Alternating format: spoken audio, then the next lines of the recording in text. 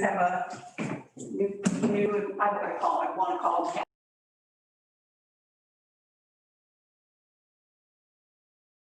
to the invocation.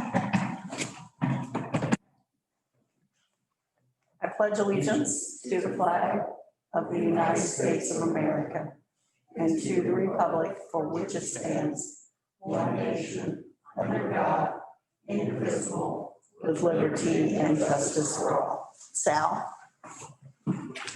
Father God, thank you again for entrusting us with your town. I ask that you give us your wisdom and discernment to make decisions for the best of our citizens, to lead our town this evening. May we honor you in everything we say this evening. In your name, amen. Thanks, thank you. Okay.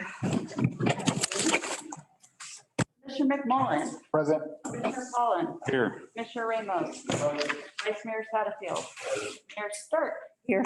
Have a quorum. Thank you. Have we had any ex parte communication? No. One day we need to talk about that.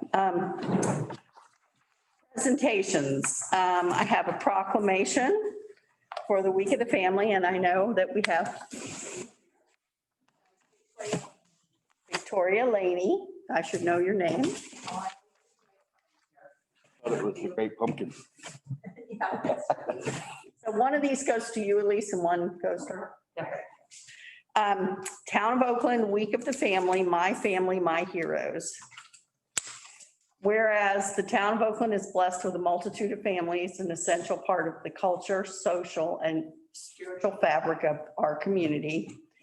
And whereas the town of Oakland commissioners recognize that strong families are at the center of strong communities, that children live better lives when their families are strong, and that families are strong when they live in communities that connect them to economic opportunities, social networks, and services. Whereas everyone has a role to play in making families successful, including neighborhood organizations, businesses, nonprofit agencies, policymakers, and of course, families themselves.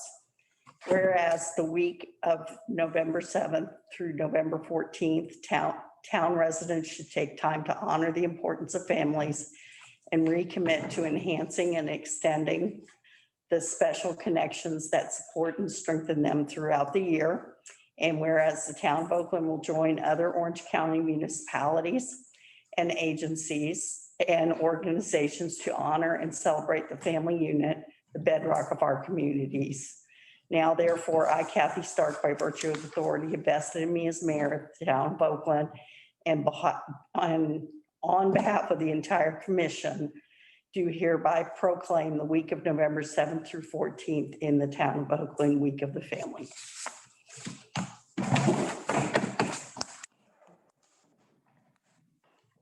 Thank you so much. I can compare it just. Oh, yes, that's what we want. Sure. I wasn't sure.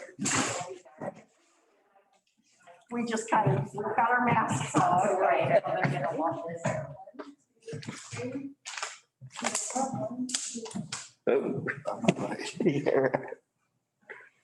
You want to say a few words? I just Because said, if it means that, they wouldn't see nothing else, you know? It's Oakland is a wonderful place for families all year round, and we really appreciate you for that. And so many families I know have wonderful memories of the different events here in the Oakland Nature Preserve, and they drive miles to take their children to school here at the charter school, and just so many benefits. And we appreciate you every year for being part of Week of the Family. Usually we have a Mayor's Family Fun Day and thousands of people attend for free events, but this year it's going to be virtual, but that's almost easier.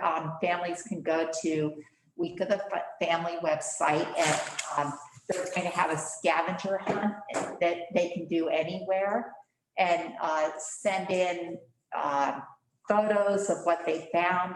And there's going to be drawings for fabulous prizes. I mean, really nice prizes for the winners of that. And so we encourage everyone to participate in Week of the Family, and it may be easier than ever that it's virtual this year. So thanks again for all you do for families.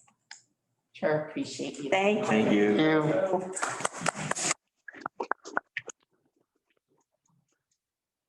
Okay, the next thing is promotion Corporal Jason Hayes. Let the chief take that one away. Hello, everyone. Hello. I really, this is one of those things I like doing. This is Officer Jason Hayes. He's now Corporal Hayes. His promotion was actually effective October 12th, but this was the earliest we could get in here to do this. Jason's been with us for 4 years now, and one thing about, when I first came here, I was the detective here for like 4 years. I did a lot of stuff on the street. I did a lot of arrests back then. And then I got promoted to sergeant and lieutenant, and I was kind of off the street. And in 2016, we hired Jason, and people started calling him Peak and going, "Where have you been?" I don't. Saying nobody knew the difference. He's got a lot more hair than you. Yeah. You guys look identical with the mask. Oh yeah, my first couple of weeks here, I got accused of doing all kind of stuff, working cases. I had no clue what they were talking about. Depending on the outcome, you took full credit, right? And I didn't know anything you're talking about. Now there are people thinking that I'm Officer Hayes. I don't know how that's happening. Officer Jason Hayes came to us about 4 years ago, but he came to us with 17 years of police experience from the Marion County Sheriff's Office and various police agencies in Lake County. During those years, Officer Hayes spent time in the Lake County Drug Task Force, worked as a canine handler, served on the dive team, was a member of the Marion County Sheriff's Office Special Response Team. From 2001 to 2009, Jason Hayes took a hiatus from law enforcement, went back into the civilian world to start his own contractor business, building homes and doing upgrades to existing construction. He owns his own company. In 2009, I don't know how old you were then, but Jason Hayes decides to put himself back through the police academy a second time. I wouldn't have done that, but okay. And went back to protecting and serving at Leesburg PD. In 2016, we recruited Jason Hayes to come here at Oakland, where he's not only served as a patrol officer, but as a training instructor, a firearms instructor, a taser instructor, our department armorer, a field training officer, and a member of our honor guard. And he's also a mentor to many of our younger officers. He's done a lot. If you want to talk about extracurricular activities, this is the guy that does all that for us. We're very proud to have Corporal Hayes working at Oakland PD and happy to benefit from his vast law enforcement experience. And as I said, effective October 12th, we have promoted Officer Hayes to the rank of Corporal.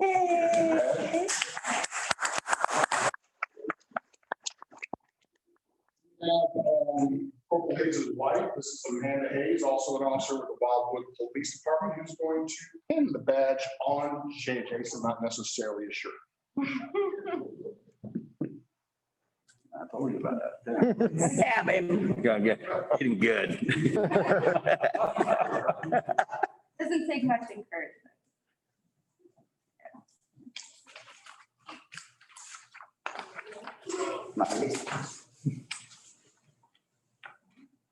That's not as easy as it looks. It's like putting a corsage on. I don't know. Looks like she has experience there.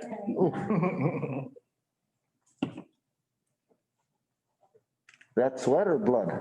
Hopefully sweat. Yeah. Don't sweat it, don't sweat it. All right. All right. Well,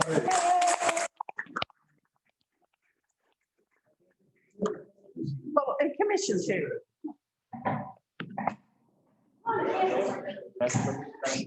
Congratulations to the file.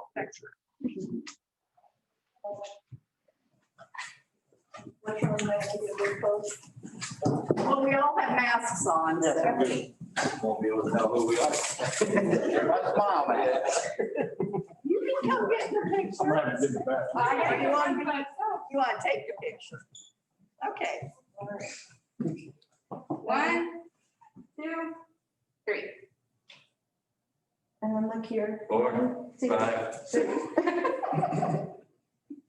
Awesome. Perfect. Congratulations. Nice to meet you. Take a picture. You want to get a picture? We'll get out of here. Thank you. Oh, absolutely, absolutely. All right, well, I gotta go to work. I don't get to go home. I gotta go to work. All right, Somebody like this.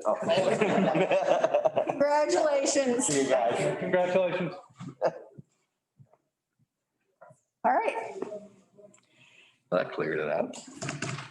I'm not going to skip over this time. Public forum, do we have anybody here who wishes to speak on any matter that is not on the agenda? Nicely? Oh, sorry. I always call it nicely. Ooh. Anybody virtually? I see none. No hands? All right, so we are now to the consent agenda. Do we have any questions or anything we want to pull out of it? Ma'am, All right, I'll make the motion to accept consent agenda. Second it. it's been moved and seconded. The only comment I would like to make is that the school audit came back with absolutely no comments. That is just Yep. a great job by the finance folks. Very good. So, It was on fire. I would tell you, they're just, all cylinders are just phenomenal right now. Yep. Everything. and we appreciate that very much. So if we have no further comments or questions, all in favor? Aye. All right, other policy matters. Approval of the Solid Waste Advisory Committee. That is an exciting thing. All right, I'll bring this real quick. I didn't do any kind of presentation, but essentially the solid waste contract is going to be up January 31st, 2022. There is an option to extend it, but I think just in general, because of recycling and a lot of the questions with the industry right now, it'd be a good time to do a review and decide if that's really what we want to do, if we want to put it out to bid. So what I'd like to do is put together a solid waste advisory committee. It would be a sunshine committee, because I'd want them to discuss and actually at the end, sometime probably early summer, come back to the commission with some recommendations on what they think the solid waste services should look like. And then the commission can discuss. So again, I'm looking at somewhere up to 10 volunteers. I don't have a set number. We can just kind of gauge based on the responses. Setting up monthly meetings for a while, first to educate and then to let them discuss and come up with some recommendations for the commission. So if the commission, essentially the recommendation is to approve the formation of a limited term solid waste advisory committee. It would just be for the term of next year to figure out the recommendations and through the process. And then, I would disband it after that, but to look at the solid waste services and make recommendations to the commission. So if the commission so moves, then I'll start that process. Hopefully get a group put together by January. So you'll put something out. Yes, absolutely.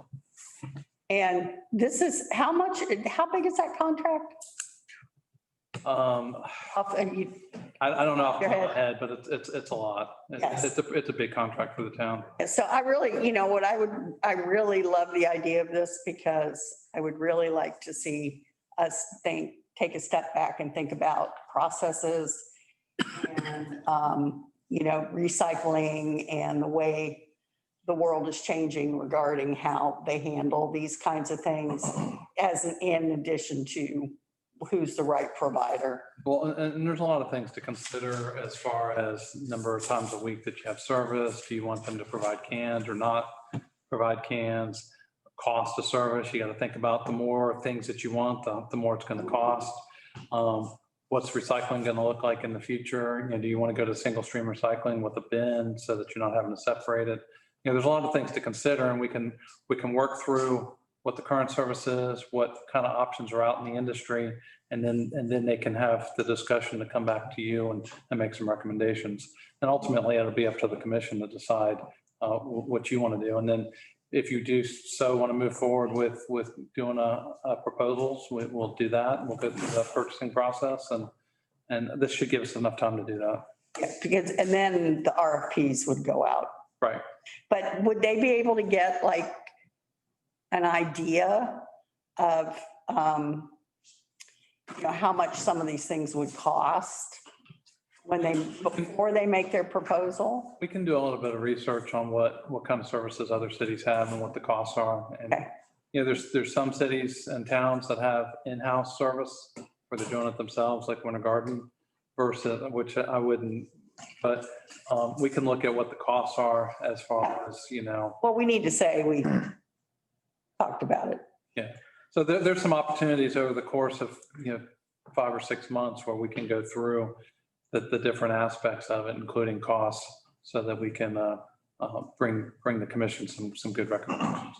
Well, and that's what I think is the best part about this, to have some sort of a committee that's residents, and if we can hopefully get residents from all different areas.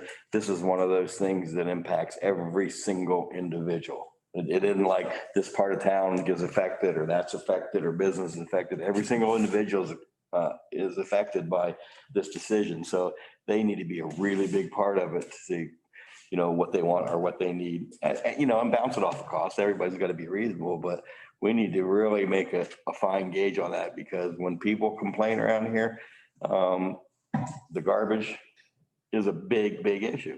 It's one of those things that everybody knows about their garbage. Everybody has an opinion. It's one of those services that's right out in front of everybody. So it's I think it's a prudent thing to do, to go through this process. So, And I want to get it all out on the table ahead of time. So, because we said we'd go back and revisit things and we never did, because you just get too darn busy to, do that. And we do, and we try as hard as we can to get committees like this or different things, but we know it's hard to get people to volunteer for different things, and that's where stuff falls like. I think we're busy, but And I think we're getting, I think things are getting better in that regard. yeah, We're getting broader base, so. Yeah, I'm really happy about. the SAC and ARB and P&Z towards the end of the meeting. So Very good. I think we'll use the same application and do a similar process as far as getting people. Awesome. Are we looking for some sort of experience or the background or something for them, or just I'm- someone who due diligence, help us put all this thing?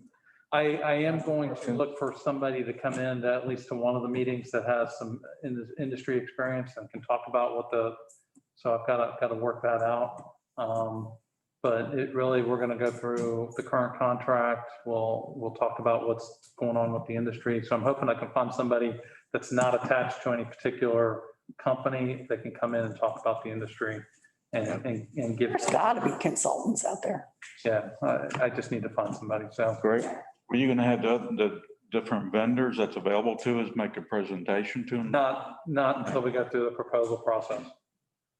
We need to figure out what kind of service we want, and then go through and do the request for proposals. And then we can talk about that process, whether you want them to come do presentations or not. But I don't think having them come in ahead of time would be good. Because we want them to understand what's available out there, what services we can get and can't get. Yeah, that's why I want to find somebody that's not attached to one of the companies that can come in and talk about the services that are available.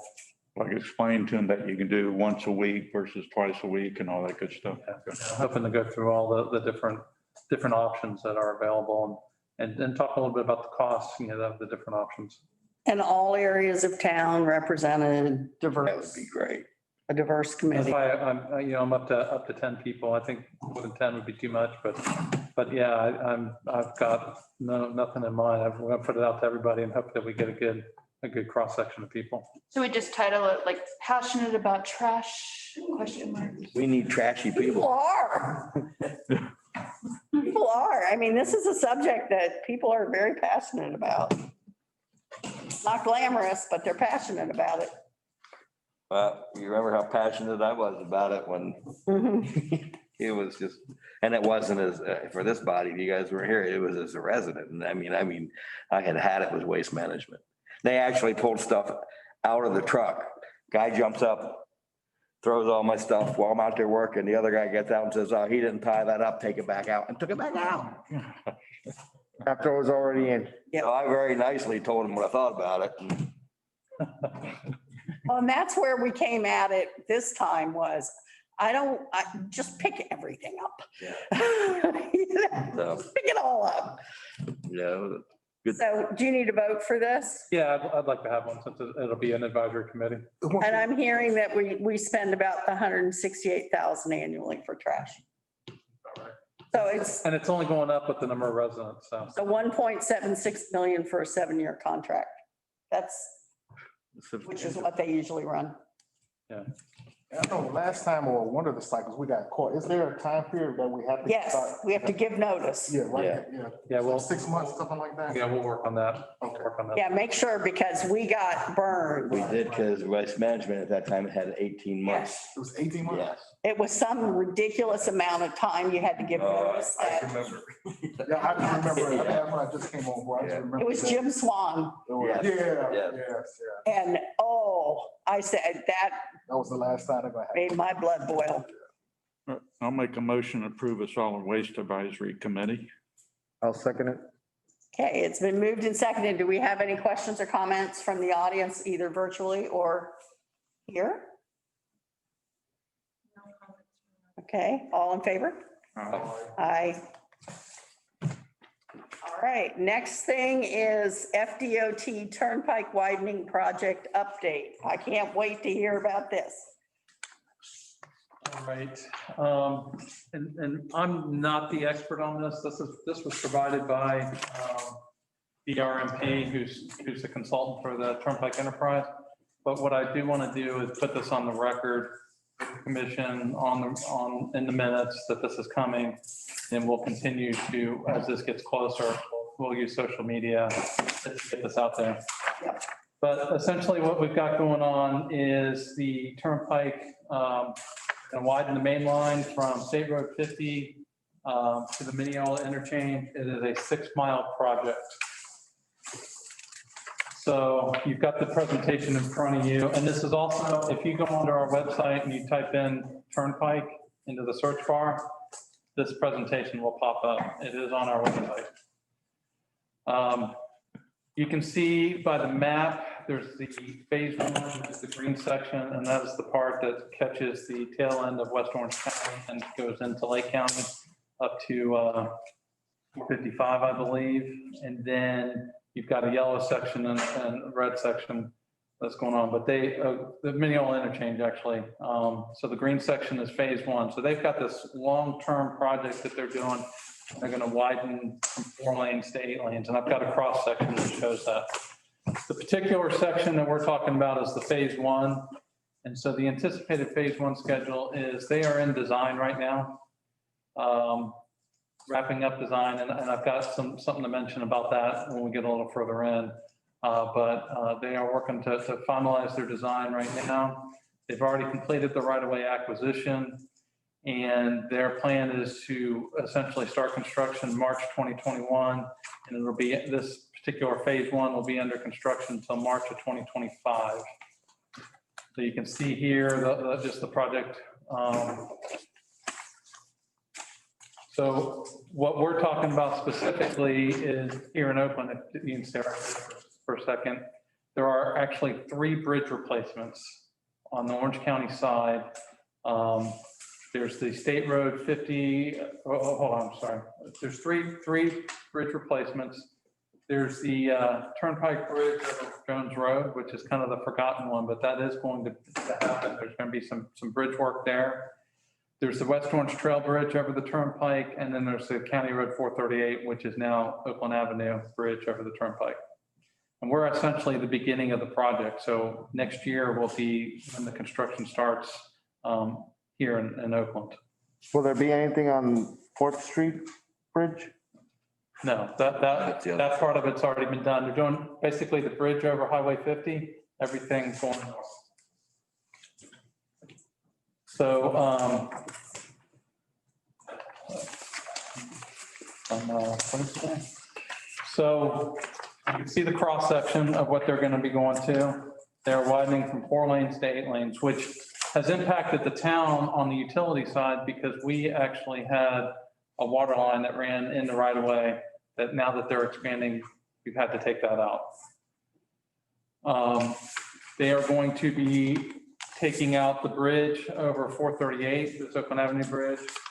And you can see there's a couple of pictures there. Go to the next slide. This is the cross section of what the new bridge is going to look like. So the one that's going to replace the one on over Oakland Avenue is going to be much wider. You can see 8-foot shoulders. You see 2 lanes of traffic, 12-foot lanes, 2 8-foot shoulders. And on the opposite side of where the current West Orange Trail Bridge, on the other side, there'll actually be a pedestrian bridge with about sidewalk width. It's 5 3/4. So it's a smaller, more of a sidewalk width. So you'll actually have pedestrian access on both sides with the West Orange Trail Bridge and with this bridge. So this is actually on the other side of the bridge from where the West Orange Trail Bridge is. Where that walkway landing is, will there be a sidewalk there? We're working on that. Part of the avenue, or the avenue at Oakland, they're gonna have sidewalks in front that will connect to this bridge. We need to work on the other side. We don't have that in place yet, but there will be sidewalks on the other side, or, from here going towards the apartments and Longwood. So we do know that there's going to be some connections that need to be made, down the road.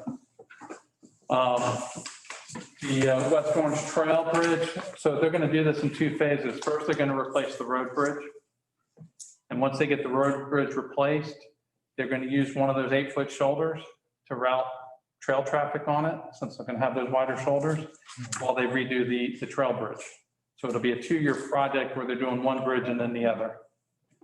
So the new bridge, and this doesn't show the side of it, but it's this, when you look at it from the side, it's going to have a similar look to the bridge that's already there. And we have Orange County and Betsy Vanderlei to thank for that. Yes. They were They have in an old bridge. taken that bridge. And then the last bridge that they'll be doing here in Oakland will be that Jones bridge. Now, is that going to shut the road down? That's what I wanted to know. No, they won't be able to shut the road down because those people that are living back there have to get through. There's no other way through. So I don't know how they're going to do the maintenance of traffic there, but they won't be able to shut that road down. That was my point. Okay, so they'll have to make accommodations for that. Because I remember when they shut down 535. Yeah, but they had,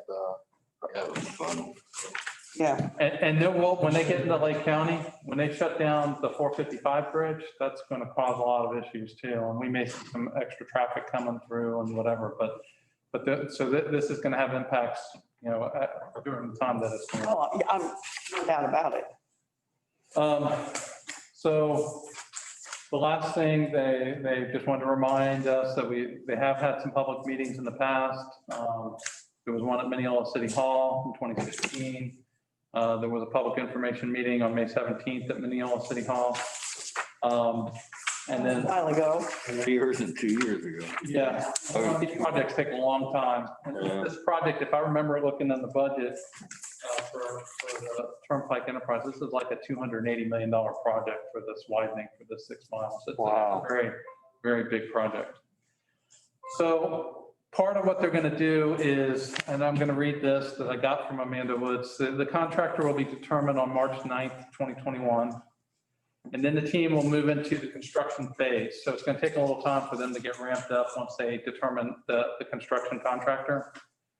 At that time, a Turnpike PIO, Public Information Officer, will be assigned and will coordinate with local agencies and the surrounding community during the construction project.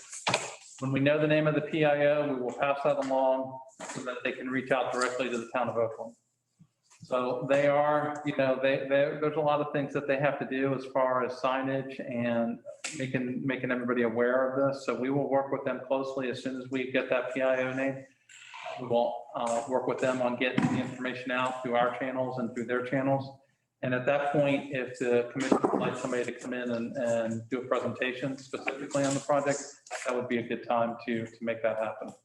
Yeah, and it needs to be here, not in Mineola. So, but they, you know, have committed to doing the community awareness of the construction, communicating with us, the media advisories, communicate with the HOAs and any of the other stakeholders that have to go on with this. So like I said, every meeting I have, I've been bringing this up at my coffee with the managers. I may actually go through this with them next month at my next meeting, just to put everybody on notice that this is coming. During the course of next year, when we get some exact dates for the construction to start, we'll get those out. And they'll have to put signs up, you know, ahead of time. But like I said, I just want to make sure that it's on the record, you know, that it's not a surprise to people when it starts. And while we do get information, and we're right now trying to be diligent about this, we have input, but little sway over what happens. And we got very lucky with that, the bike trail bridge. And one other thing I need to bring up that I forgot when the trail bridge was up on the screen. So currently we do have a water pipe on the bridge that's existing. Mm-hmm. And thanks to Mike's investigative work, we have an easement across on that bridge. And it goes back to 1992. Wow. So originally they were not going to replace that pipe on the new bridge. But with talking to them and talking about the impacts that it's going to have on our water system, and then Mike finding that easement, they have acquiesced to the fact that they are going to replace that pipe for us. They're going to do the construction. I signed an agreement with them last week to make that happen. So we will have a replacement pipe on the bridge. There will be a period of time where that pipe will have to be taken out of service. We've already tested it and taken it out of service for a short period of time. And we'll just have to work with it. It really helps with our redundancy in our system. So, but they are going to replace that pipe. So, which is a really good thing. Thank you, Mike. Thank you very much. Good. Good job, Mike. Paid for yourself. Way to go. Earned another week. Well, the RMP representative said I need to talk to y'all about raise now, so. We're gonna give you 5 more hours of work. Oh, Mike, feel free, talk all you want. Hey, you can talk about it. All right. So there's nothing to vote on with that. It's just informational, but I just wanted to make sure that I have it on the record with that Turnpike project coming up. So. And then this is just a short presentation. We talked about these projects in the budget, and I wanted to be able to actually put some context to a couple of these projects as we start moving forward with them. I don't have a set timeline on any of these. It's just we've got them in the budget for this budget year. We'll be working on them during the course of the year. So the first one is just the Spear Park. So again, this is just an update on projects for the current fiscal year. So Spear Park, we went through a master planning process, and I'll bring that up in just a second. We talked about a phased approach to the improvements. We started working on the improvements this past fiscal year, 2020, including an additional walking path and the planting of the trees. We stepped up the maintenance of the park, and we went through, and when we reopened the playground after it was closed for COVID, went through and heavy maintenance on the playground and got it up to speed to be able to use it safely in the interim till we do the replacement. Again, we went through this master planning process, and this was the final plan that was approved. It included replacing the playground, eventually putting in a new canopy on the left, pickleball court, an additional junior basketball court. And so these are the improvements that we've identified for the 2021 year and have been budgeted. It's the rehab of the tennis court, basketball court, the existing ones. New fencing around the tennis court, some new benches. There's some definitely resurfacing the court or replacing the surface depending on what shape it's in. The basketball court that's there, and then adding a new pickleball court and a new junior basketball court. And then the big item is the replacement of the playgrounds. So I've got a couple pictures of, I've been talking with Orange County and the gentleman, the landscape architect that works on the replacement of playgrounds or the new playgrounds in Orange County. And this is one that they did at Shadow Bay that I thought was real nice. He sent me pictures of like 7 different parks, you know, and Orange County really does some top-notch playgrounds. This one has the similar color scheme that we're looking for the park. It also has the poured in place, the rubberized surfaces around some of the items and has the mulch. So this is just an example of what we could be looking at. But what we need to do is take the information we've got from Orange County. I've got 4 different playground vendors. I don't think we can necessarily use the exact procurement process that they have, but we need to work on a competitive process, go through a design process that gets approved by the commission, and then playground. It is going to take a little bit of time. I'm hopeful that by late spring, early summer, we can be in process of replacing the current playground. But it will take a little bit of time to work through this process and make sure we're doing a good competitive process for this. So, Oh, it's beautiful. so yeah, I thought those were really nice. And Great. Are we, and we're preserving that little, what was that? Roller skating rink. Thank you. yes, we were Big races. we were going to move the Bob Montgomery's Okay, thing over into there and do some planning in the middle of it. as But long as we're preserving it. yeah, we're preserving that. The 2 shuffleboard courts will go away for the new pickleball court. Okay, Paved ring, we call it, huh? what? The paved ring, Yes. Okay, thank you. pig races.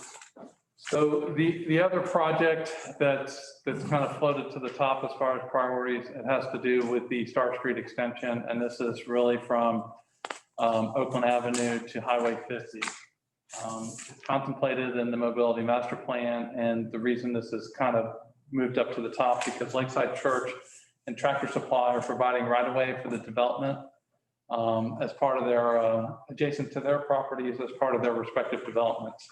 And when Tractor Supply breaks ground, which is imminent, they will start building that street along by their property.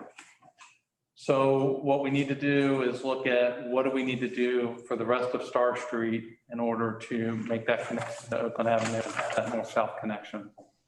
So we're looking at doing a feasibility and design using DRMP with our contractors and looking at what we need to do to build that. And then the next step would be to come back and get the approval of the design and then move forward with actually constructing and paving Starr Street so that it's connected. So while we're waiting for Tractor Supply to get started, I thought it'd be a good time to go ahead and get that design and get that going. So the funding for the feasibility has been included. And then we're going to need to do some future community meetings on this because this is going to be a pretty big deal. It'll be right next to the Presbyterian Church, and there are some homeowners that live right there. So here's a picture from the mobility master plan. If you click it one more time, you can see right there. Oops, sorry. You can see right there where the yellow oval is the Starr Street extension in the mobility master plan. So again, it's part of this grid network that has been contemplated and approved. So we're just moving forward with trying to and then so click one. So you can see the yellow right there this is off the property appraiser map, but you can see the yellow between the 2 properties.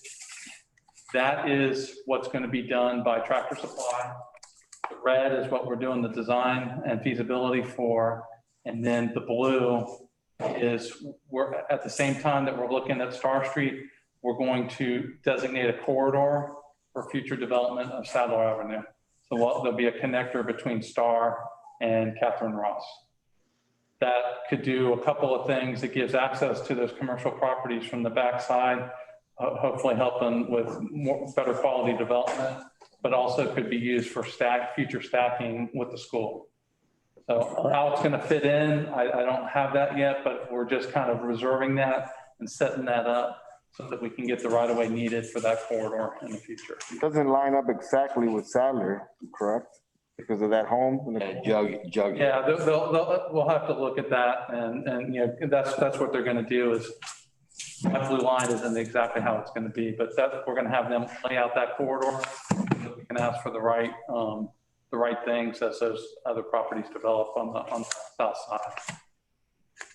So, and then this is what initially the scope that we're looking at with ERMP would be. That's essentially that Starr Street next to the Presbyterian Church and those houses. Making sure we get the survey and utility information would be the first thing. And essentially laying out that corridor for future. You got to consider, you know, can we fit sidewalks? Got to definitely consider stormwater and then the paving of the road. Traffic calming.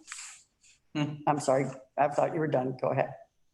So, and then the actual connection on Oakland Avenue, we're contemplating maybe doing brick pavers as a way both to beautify and as a traffic calming kind of situation. Yep.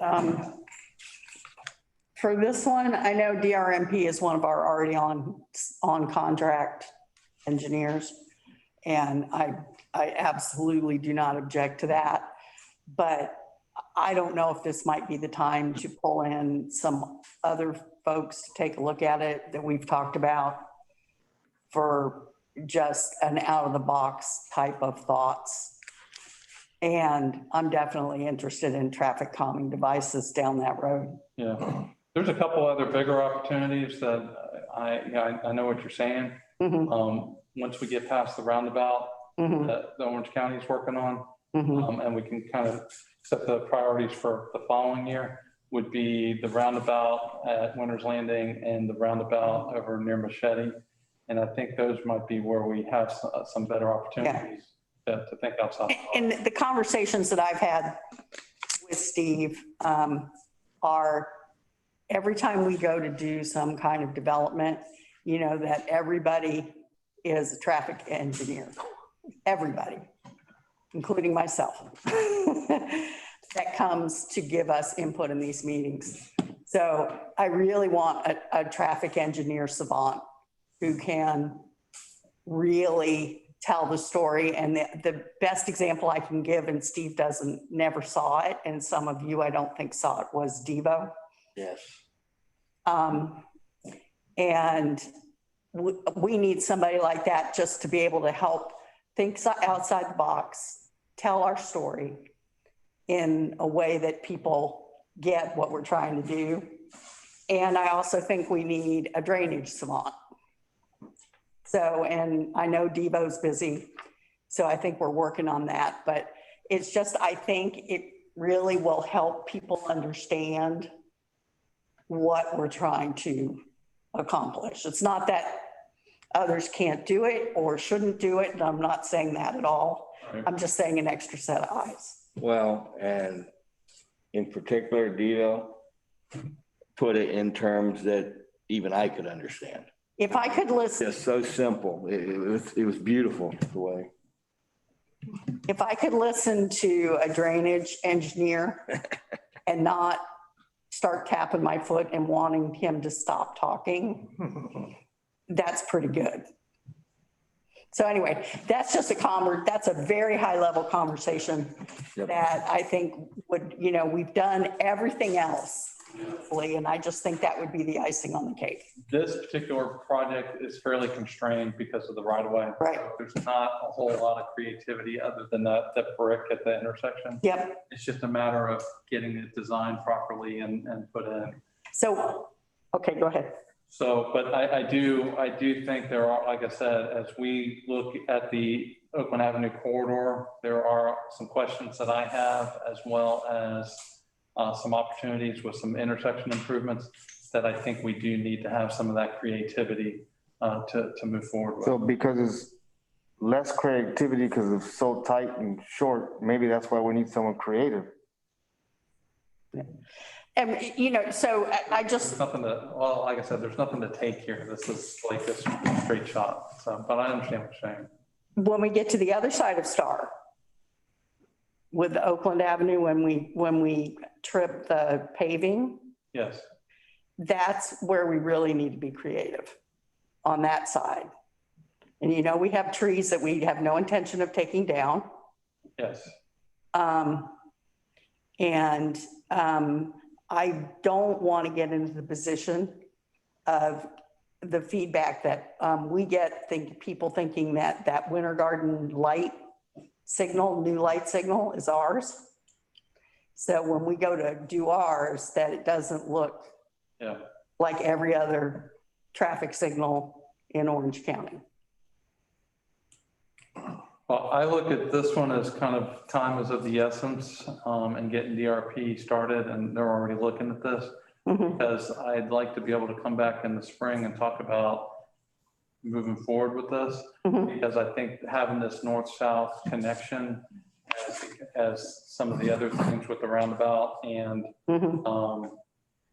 the bridge replacement happen, that Tub Street's going to become a major, and having people coming from this side and having to pay out to 50, I think is going to be important.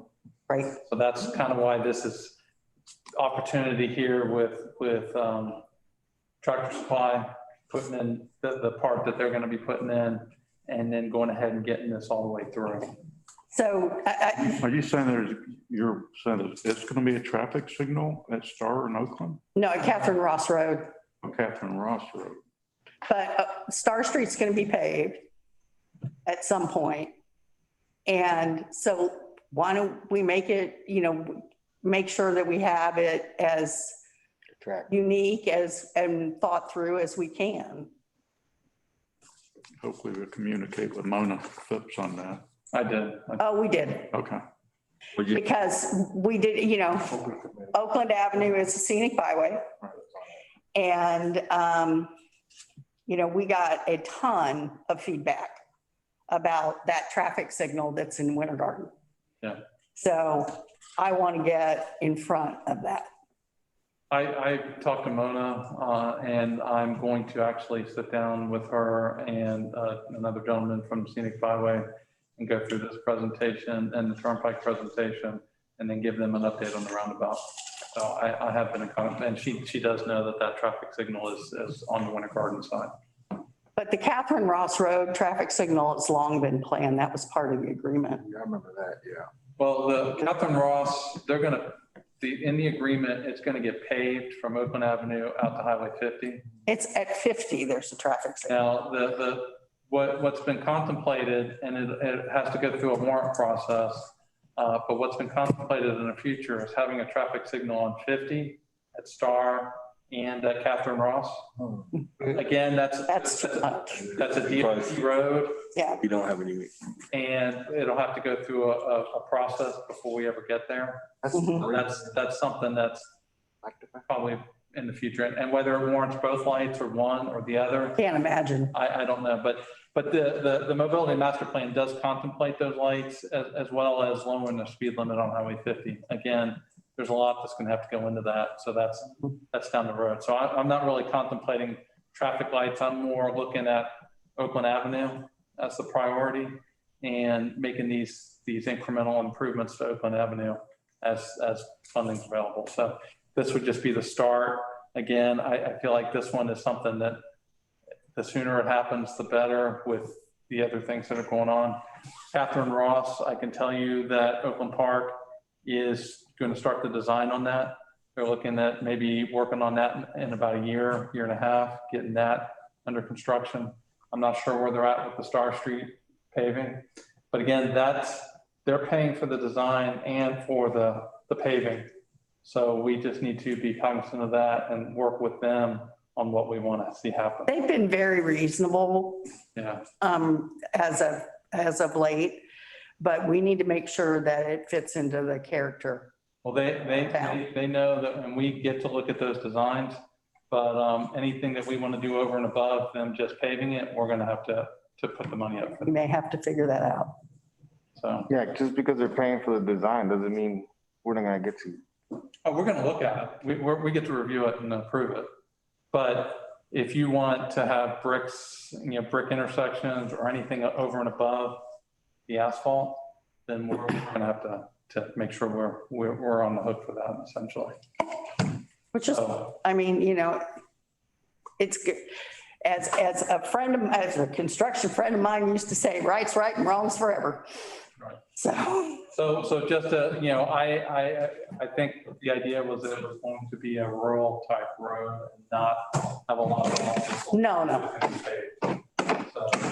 So, we can, and we have plenty of time to talk about that, but we get the review, but they are paying for the design and for the paving of it, so. and I did not mean to open up a can of worms, but I think it's something for us to think about. So anyways, we'll be moving forward with this, and we'll have some discussions once we get something on paper that we can bring back before it ever gets going.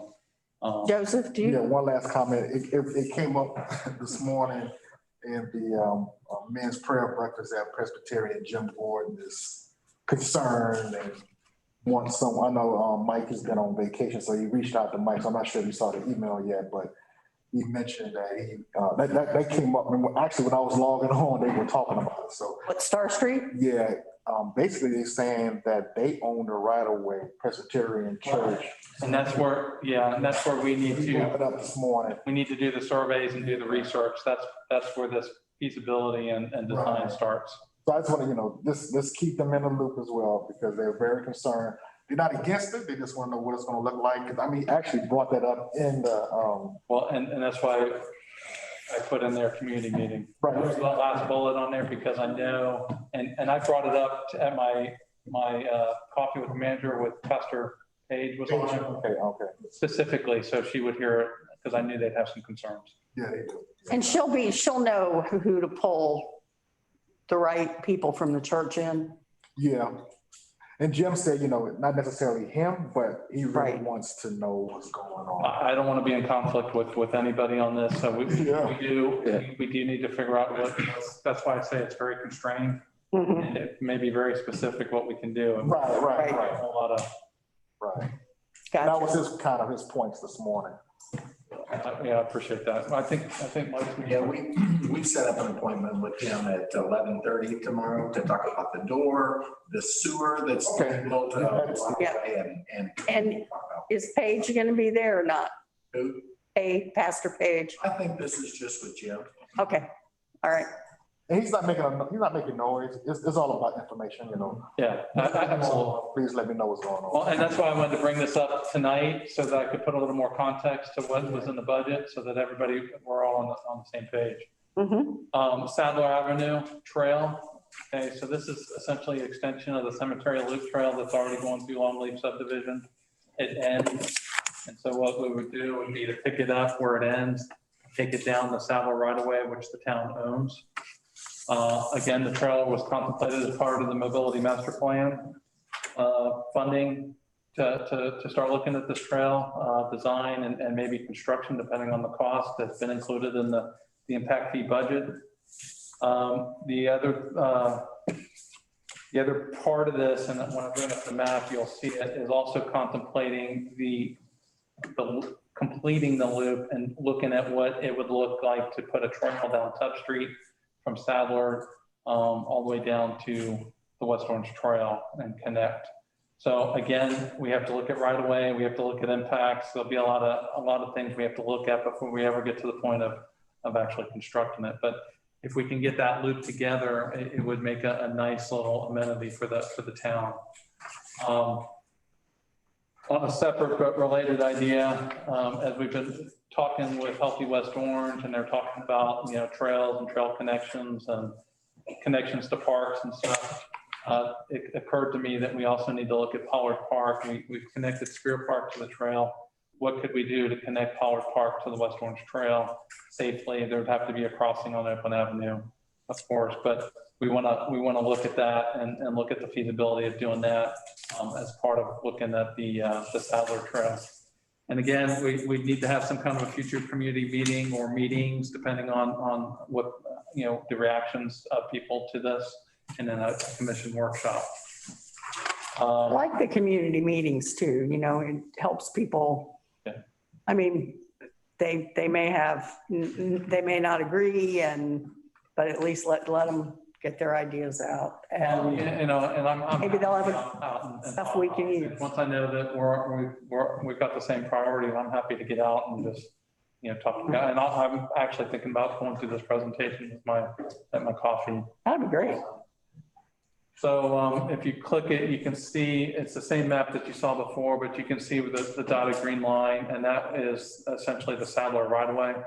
Extending it past Hub Street, there's still discussions that have to be had because there's parts of that right of way that we don't have. But getting it to Hub Street, we've got the green space, we've got the right of way. It would make a nice addition to get it to Hub Street. And then, like I said, if we go to the next map,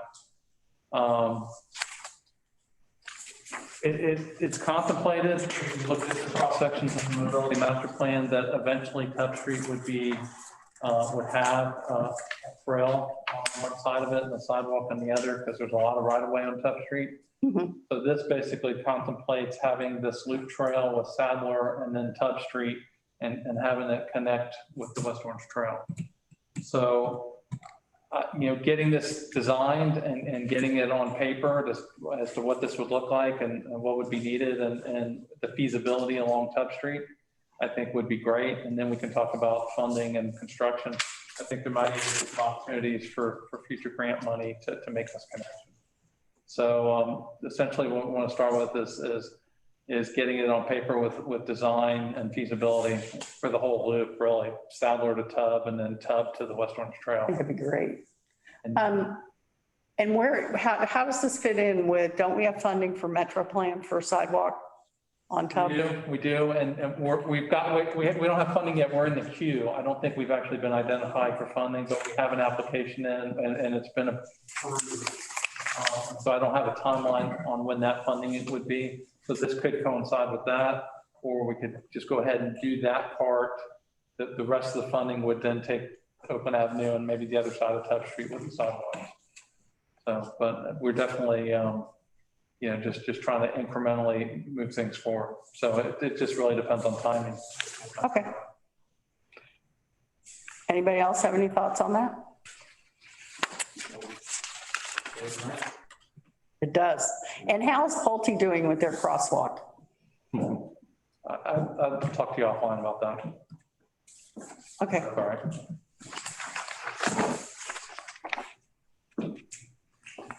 And then the last thing is the Jake Voss Pier. Again, this was a 60-foot wooden pier built back in 1991, dedicated to Jake Voss a few years ago. There is a significant elevation change from where the parking is to the dock. Again, this was built before the ADA accessibility really was in force, but there's an opportunity. I've had a citizen bring it to my attention. We talked about it a little bit. We did a feasibility study and we put some money into the park impact fees to do this.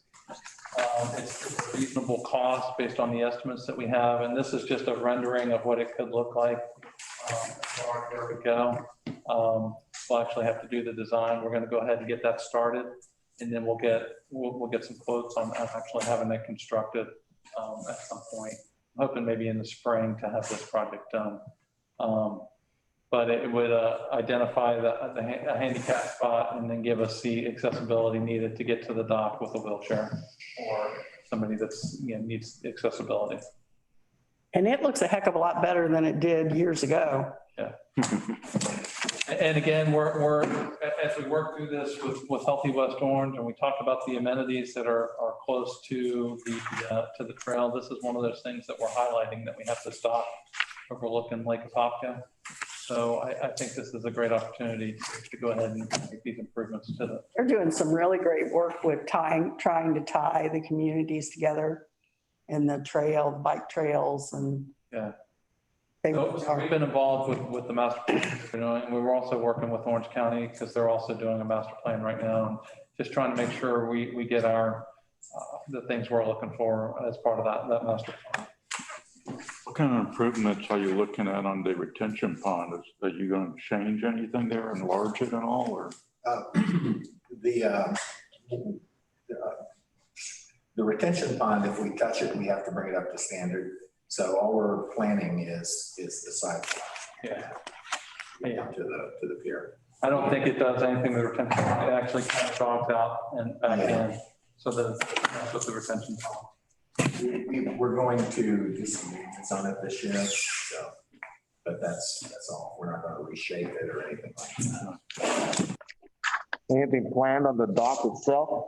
We're not going to touch the dock either, other than, we're not bringing it up to ADA compliant. We're just doing repairs as needed. Once you touch it, you have to bring it up to that standard. We're just going to make repairs. But we're making the parking ADA compliant. Okay, that's what. Okay, And the ramp down to the dock. halfway there, and then from there, they're on their own, all the way to the dock.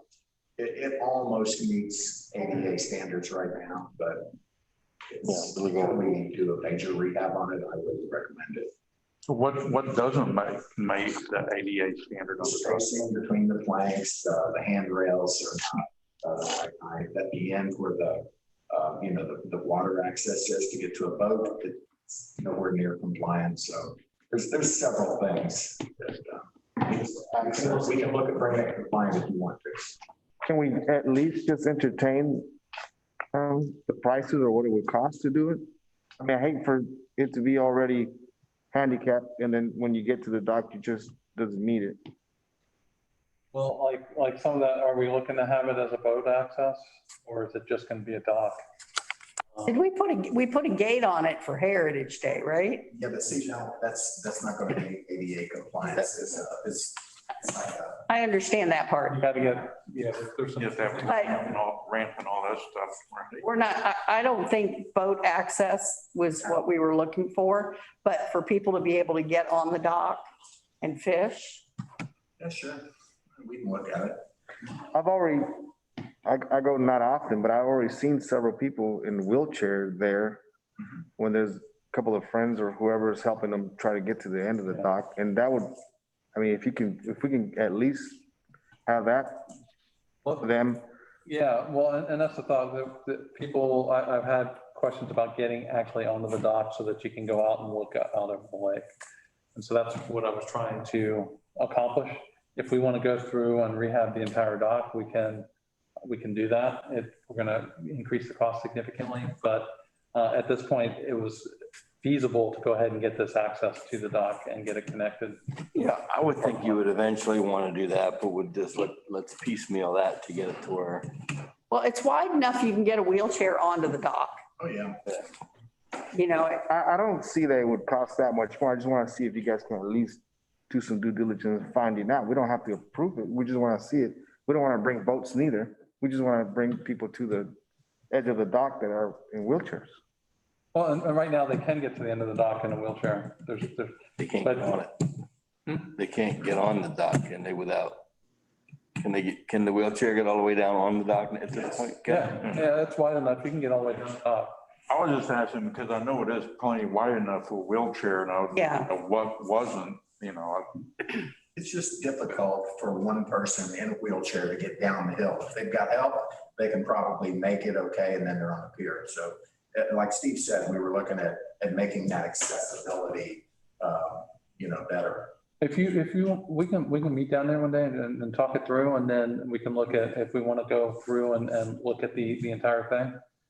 We can do that. I've got no issues with that. I was just trying to get that point of how do we get people onto the dock, knowing that the dock's already wide enough and you can get out onto the dock in a wheelchair. But if you're on a little motorized scooter, you can't get to the dock right now. Right. But we're going to make it so you can get to the dock. And once you are at the dock, you can get on and do whatever you need to do. It's plenty wide enough for that. So it may be very minimum what we need to do. Well, like Mike said, once you start getting into the ADA guidelines, they're pretty precise as what they're looking for, and it's going to be more than what you're thinking. Especially if you keep the boat access for like Heritage Day and stuff, you got to have a ramp and a floating dock, and there's a bunch more that you'd have to add to it if you want to go. Knowing what I do about building docks, because we've done all that to make that ADA, it would almost be cheaper to tear it down and redo it. What I'm hearing is. Because you got to take all the planks off. I mean, you keep your frame, but you would actually have to strip it down because even the planks have to be closer together. See, so every plank has to come off, all the railing has to come off so that you can make railing that would be accessible on the wheelchair. So it is a pretty big construction to make it ADA. Might as well wait till you have Why don't you to guys redo the whole dock. take a field trip? Yeah, Yeah. if you're up with that, let's go talk about it. Let's talk about where we want to go with it. And then before we get started on it. You know. I think Empire could probably make a project out of that. You can get on the dock in a wheelchair. In my head, that's my, And it probably, it's going to need to be rehabbed at some point, and at some point, it's going to need to be done. But is it ready to do that now, or is it something that needs to be planned for when it's time to replace the planks and entire rehab? but I don't even want to get into talking about boat access. That's where There's no way to park trailers. money. Couldn't do that. It's not big enough. So, Yeah, I think it's worth but yes, it can be done. investigating. It's a matter of how far you want to go. Okay, we're going on a field trip. It sounds kind of, if we're going to build a wheelchair, a handicap parking space for a non-ADA dock. I think that's what prompted it.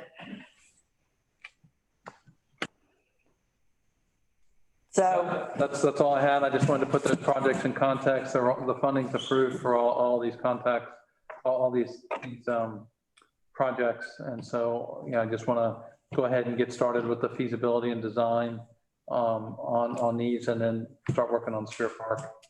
yeah.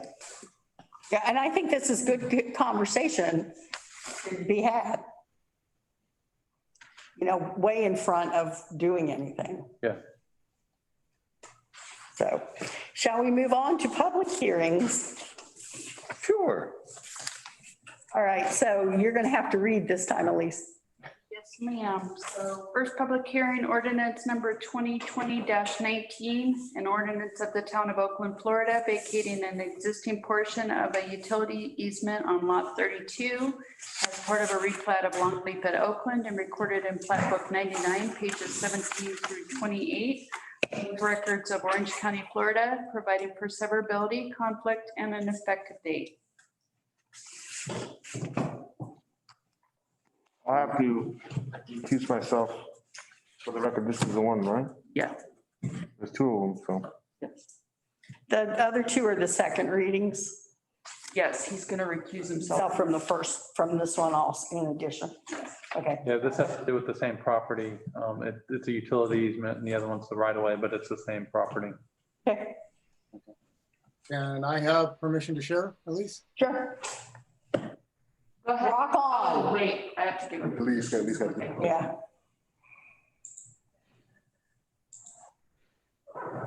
Okay, Jeff, try now. Oh, let's see if it's gonna let me do it. And make sure I select the right one. And there. All right, are we seeing the start screen? Yes, sir. Okay, good. I always have to check because I've got 3 monitors going and I was hoping I shared the right one. Well, Lord Okay. knows we don't want to see something we shouldn't. Yeah, you see my email. Do you want to see that? God knows what's on your computer, Jeff. Picture of my Harley, but that's Come on. This is a request from Longleaf at Oakland for a partial vacation of a 3.5-foot utility easement on lot 32. And why is it not wanting to do what I want? Because I did not have it there. Already said all that. So slide just gives you an indication of that 3.5-foot easement. It is directly adjacent to the right-of-way for High Springs Lane that we had the first reading on the 13th, and tonight is the second reading. We finally received we did receive the exact legal description. So this is why they're being done as 2 separate ordinances, one to vacate the easement and then one to vacate the right-of-way. This is the indication of the location of the easement. And if I kind of flip this way, you see the location of the right of way that we're vacating. Again, I put in the picture of the house and kind of how it was constructed. Now the side wrap porches, at one point, we had made the allowance for it to be able to go to the right of way. This kind of got overbuilt. That's why we have the combination of the easement being vacated as well as the right of way. The plot plan that was shown when the permit was applied for actually didn't show the 3.5 foot right of way. So that's where this kind of snowballed out into the point that we are needing to vacate the right of way and the easement to be able to make things work and have a clear title for the new purchaser. Applicant's request partial vacation, 3.5 foot easement. It is actually particularly described by survey and attached to the ordinance. A lot of it is just repeating itself. Essentially, we have a letter, Pulte finally did provide a letter from the utility providers. There are no issues with that. It does still leave a portion when we go back and look of that 3.5 foot easement that still allows access to the house itself. And there is another 3.5 foot easement on the north side of the lot too. So plenty of access to provide if for some reason the open space needed, let's say electric, it still has a route to get there. Okay.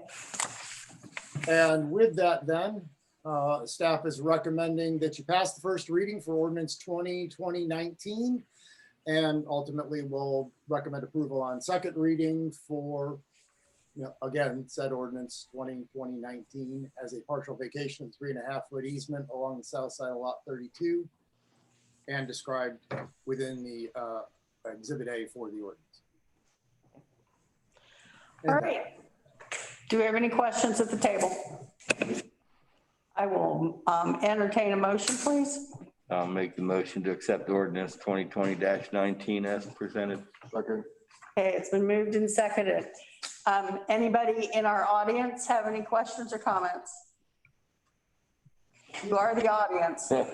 Anybody attending virtually have any questions or comments? No hands raised. Okay, we have no hands raised. I'll bring it back to the table. Sal is recusing himself. And for the rest of us, all in favor? Aye. Aye. Thank you. All right, second public hearing. Okay, second public hearing, ordinance number 2020-17, an ordinance of the town of Oakland, Florida, vacating an existing portion of a utility easement on lot 26 as part of a plat of Hull Island at Oakland and recorded in plat book 99, pages 17 through 28. Public records of Orange County, Florida. Second. Right. Providing for severability conflicts and effective date. Okay. Would you like a refresher on this one, or at least the map showing the partial easement vacation on this one? You could throw the map up. I don't think we need a real refresher, do we? Yeah, I wasn't gonna get to a presentation unless you needed some additional information. And I need to correct, that's plat book 99, pages 91 through 99 for the record. It's on the agenda. This was, yeah. So does anybody need a refresher? No, ma'am. All right. So at the table, do we have any questions? No. All right. Anything from our audience? Oh, wait a minute. I need a motion, please. I'm sorry. Make a motion to approve ordinance number 2020-17. Second. Okay, now, anything from our audience? Anything from our virtual audience? Okay, take it back to the table. Sal is recusing himself. All in favor? No. On this one. Not on this one? The next one. Oh, it's the next one. Sorry. Okay, so all in favor? Aye. Aye. Okay, second public hearing, 2020-18. And that's number 2020-18, an ordinance of the town of Oakland, Florida, vacating an existing portion of High Springs Lane as part of a replat of Longleaf at Oakland and recorded in plat book 99, pages 17 through 28. Public Records of County, Florida, providing for severability, conflict, and an effective date. I will recuse myself for this one. I'll Sal, put it in order.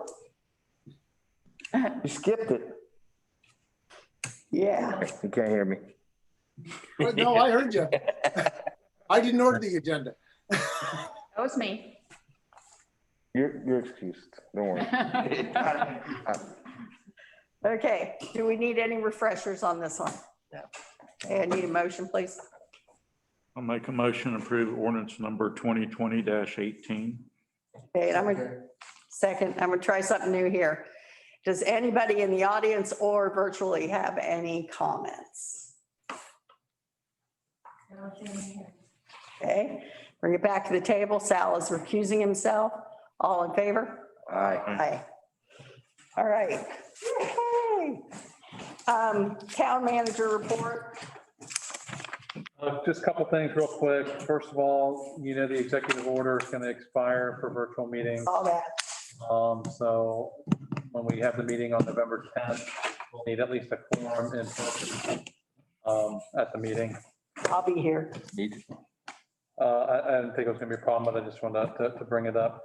On Saturday night, Pumpkin Glow, I just want to give you a little update on that. It was actually a spectacular success. There was a lot of people out there, and Really? that it was outside.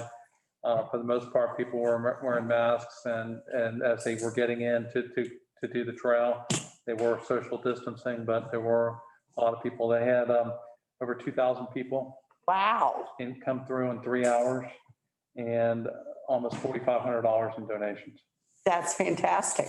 So it was a very successful as far as that goes. I'm sorry, I couldn't We do it. really didn't think it was going to be that big. I think they had enough candy for 300 kids, and I think they were through that in like the first 45 minutes. Dude, it's the first time you've done it. Right. It was awesome. It was very cool. I was there. Very cool pumpkins. Elise had one, and there are two of them, actually, a couple of them. And so there was. Your daughter? With a $75 And did one, and I did one. when I went there, she told me that we only invested $75. So it was It was a big return. very, very well attended. Awesome. I stopped by for a little while, and I was very impressed with how they put it together, so. Well, there's so few things going on Right. for Halloween. I think that, people, that's why you got a big turnout. We loved it. I think we should do this as a yearly thing. It looked, I would guarantee that she's going to be looking at that, so. $4,500, I can pretty well guarantee it too. I would. Imagine it's funny though, but what is it, when you go back to what we call normal times, do you think you still get that many people? I would bet you not, but you might as well try. It's a special experience. So maybe. It could actually be. Could be. From a lot of things that I've gone with my kids, everybody online, I was there for a while, they were just commenting about how. That's awesome. Cool. People were talking about it in Lake County and Winter Garden to go over there. So I think it could be an Oakland. It's definitely worth a try. It's an Oakland thing yearly, and people come over and see that little trail. It could grow you don't want it to grow too much more than that, but. You could do it from O&P to the Arts and Heritage Center. That's what I was Yeah, that'd be fun. over there and finish at the Art Museum. It'd be a great trail. Yeah. Walk on it. It's definitely has some potential, so I'm sure Jennifer, Commissioner Collins on the board, and I'm on the board. I'm sure there'll be some discussions about what it. That's awesome. Very cool. Steve, was there any parking issues that you were aware of? For a brief period, I know they were backed up out to Oakland Avenue, and then it kind of subsided to where it was manageable, but they had the church allow them to use their parking, and so it was full. They had every spot. Wow. Wow. This was only donations, no charge. Yeah, it was just by donation. Wow. That's amazing. That is cool. Speaking of events, so first thing, Christmas lights, to just give an update, Val and Alicia are working on getting Christmas lights put up. So in the middle of November, that'll start happening. They'll be putting the lights in the trees and on the buildings. So somewhere right around Thanksgiving or the weekend after, we'll just go ahead and flip the lights on and just have them on. We're not going to have any kind of particular event to draw people, but we'll just go ahead and get them on. I'll make sure that y'all know when they're going to happen, but we're just going to go ahead and get the lights on when they're available. Okay. But as far as we are still looking to do an event with Santa Claus, it'll be more of a drive-through Carriage. event. And after seeing what happened with ONP, they're working very hard on coming up with logistics on how this is going to work, including Santa Claus in the discussions. We've got volunteers. We also have some sponsors that have come up with some money. So we're working through what that event could look like and trying to make it special, but social distanced. So it'll be kind of more of a drive-through kind of a situation where they come through, they stay in their cars. Santa Claus will be able to do some interacting, and then we'll just be moving them through. So it will take some logistics, and we're working with Oakland PD and kind of mapping out a route and how we can set it up. So we are still going to try to do something for Christmas. What's the date on that? What's the date? December 5th. December 5th. It's that first Saturday, whatever. Yeah, that first Saturday, like we've always been doing. It'll be in the afternoon. Calendar. We've gotten so out of the habit of having things put on our I know, calendars. I know, Because there are no things to put on our calendars. I know, yeah. Yeah, we'll put that on your calendar. We'll send it to you. That's forward. We haven't had a whole lot of things to put on the calendar. That's what I said. We don't have anything to put on a calendar. It's the commission meeting. Yeah. And then Veterans Day will be November 11th. The town hall will be closed on it's Wednesday this year. So right after, we'll have a meeting on Tuesday, the 10th, and then Okay. town hall will be closed on Wednesday. And then the last thing, just real quick. So we closed, or we didn't close it, but we took applications through Friday for SAC, ARB, and P&Z because we have openings on all three. We've started to set up a process with SAC. We've got a small selection committee that will interview the applicants and then make recommendations. It includes Pam, Scott Fontenot, who's on the SAC, and Elise.